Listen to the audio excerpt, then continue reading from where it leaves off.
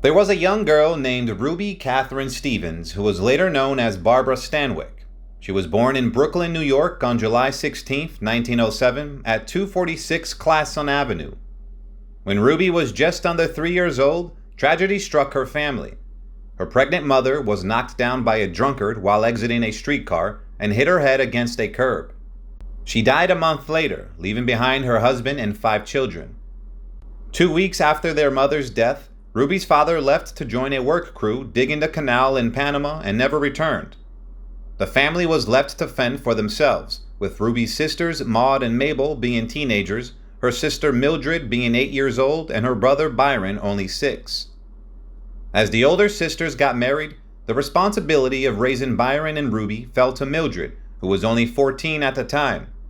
However, Mildred was a showgirl, and when she went on tour, she had to leave the children with relatives, neighbors, or in foster homes. Ruby had a habit of running away, as her brother Byron later recounted, but he always knew where to find her. She would be sitting on the stoop of their old house on Classon Avenue, waiting for their mother to come home. Barbara Stanwyck had always been interested in show business. When she was just 10 years old, she began tagging along with her older sister Mildred as she toured the country as a performer. From the wings, Barbara watched and learned the routines, developing a love for the stage.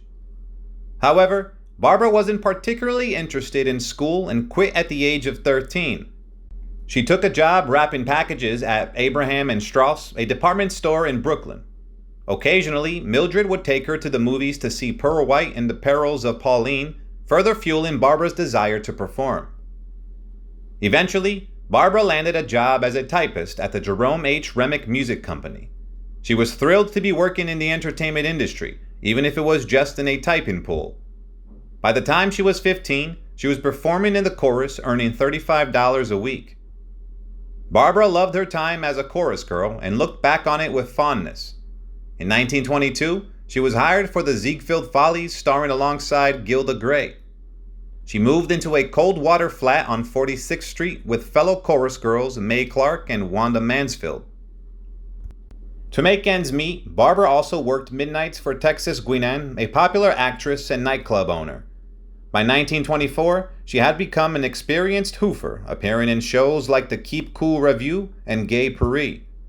She even danced the Black Bottom in George White's Scandals of 1926.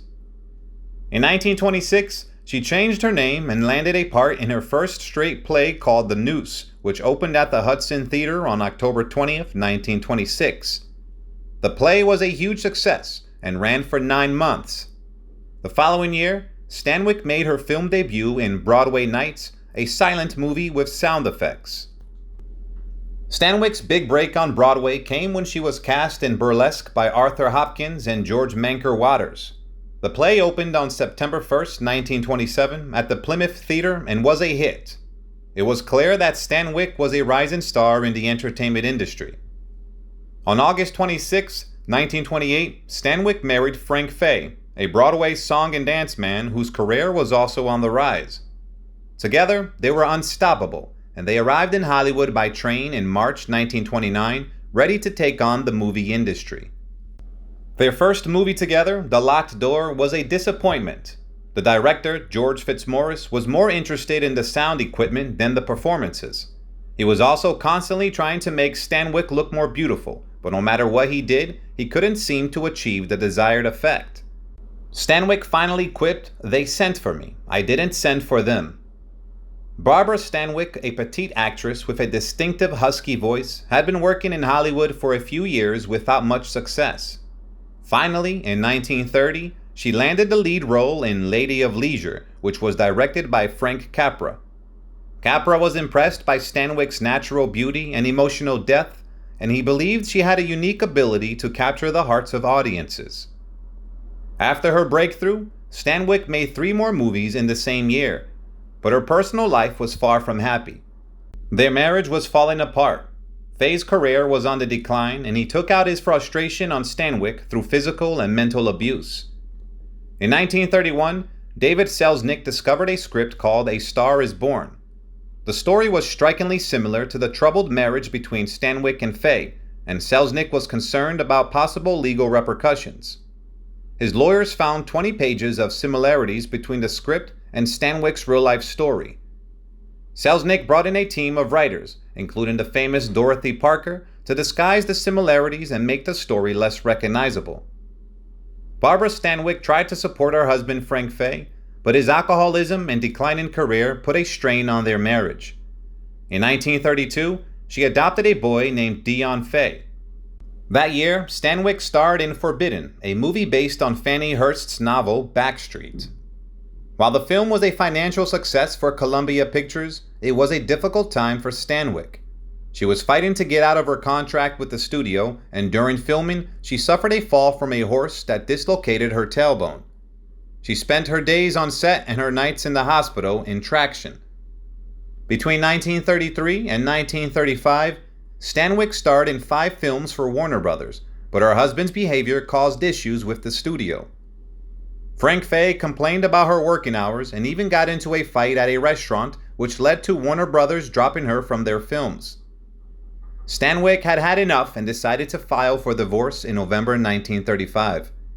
Unfortunately, 6 months later, the Internal Revenue Service garnished her wages to pay for her husband's unpaid taxes. Barbara Stanwyck was not only a successful actress, but also a smart and savvy businesswoman. In 1933, she founded the Athena National Sorority to support young professional businesswomen.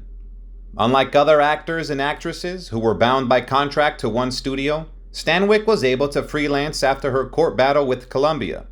This meant that she could negotiate better deals, sign 1 or 2 picture contracts, and move in from studio to studio as she pleased.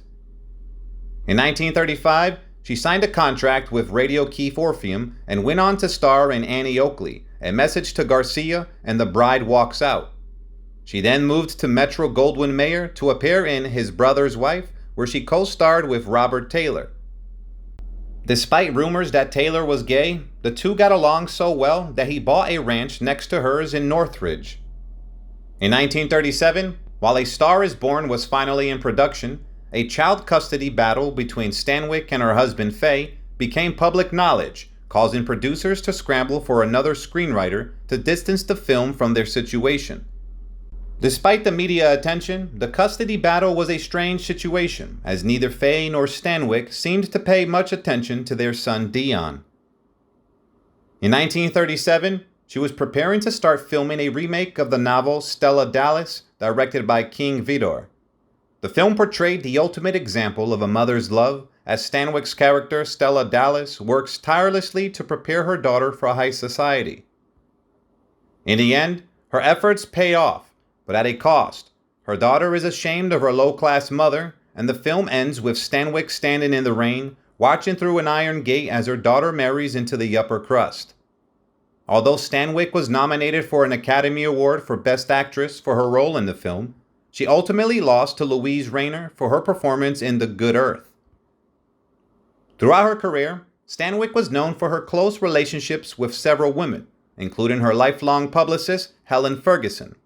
Although there has been speculation about the nature of their relationship, which lasted nearly 30 years, it was clear that Ferguson played a major role in Stanwyck's life. She acted as a protective mother hen, limiting press access to the star and sitting in on interviews. She was always there for Stanwyck in times of crisis.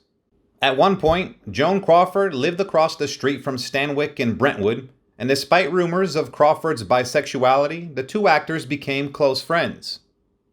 In 1941, Barbara Stanwyck was the queen of the box office. Her films were highly anticipated, and her performances never failed to captivate audiences. That year, she made her first foray into comedy with The Lady Eve, co-starring with Henry Fonda. The film was a success, and Stanwyck's comedic talent was finally recognized. Her wardrobe, designed by the legendary Edith Head, became a trendsetter, and the two women formed a close friendship. Following the success of The Lady Eve, Stanwyck was offered the lead role in Meet John Doe, directed by Frank Capra and co-starring Gary Cooper. Her performance in the film was a testament to her versatility as an actress, and she proved that she could handle any genre. Later that year, she starred in another comedy, Ball of Fire, directed by Howard Hawks and co-starring Gary Cooper. The film was a hit, and Stanwyck received an Academy Award nomination for her performance. However, she lost to Joan Fontaine for Suspicion. Stanwyck continued to make comedies, showcasing her range and depth as an actress. One notable film was Lady of Burlesque, based on the successful novel The G-String Murders by Gypsy Rose Lee. Directed by William Wellman, the film was a hit with audiences and critics alike. Throughout her career, Stanwyck was known for her professionalism, punctuality, and kindness.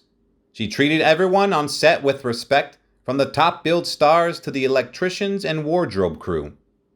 Barbara Stanwyck was known for being compliant, but she was not one to shy away from a fight. On the set of To Please a Lady in Indiana in 1949, she requested adjoining rooms for herself and her maid Harriet Corey. However, when she learned that the best hotel in Indianapolis would not accommodate black people, she took a stand. Stanwyck suggested to Metro-Goldwyn-Mayer that they make reservations for her and Corey in the best colored hotel. Metro-Goldwyn-Mayer quickly resolved the problem with the hotel, and they were able to stay there without any further issues. Stanwyck was also known for championing her fellow actors.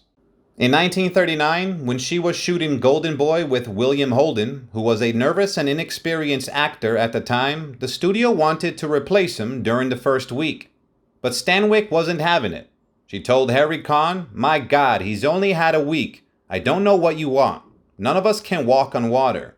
Instead, she coached Holden throughout the shoot, and they developed a lasting friendship. Every April 1st, Holden sent her 24 roses and a white gardenia. Their friendship lasted for years, and when they stood side by side as presenters at the 1978 Academy Awards, Holden made an impromptu speech, thanking Stanwyck for her support all those years ago.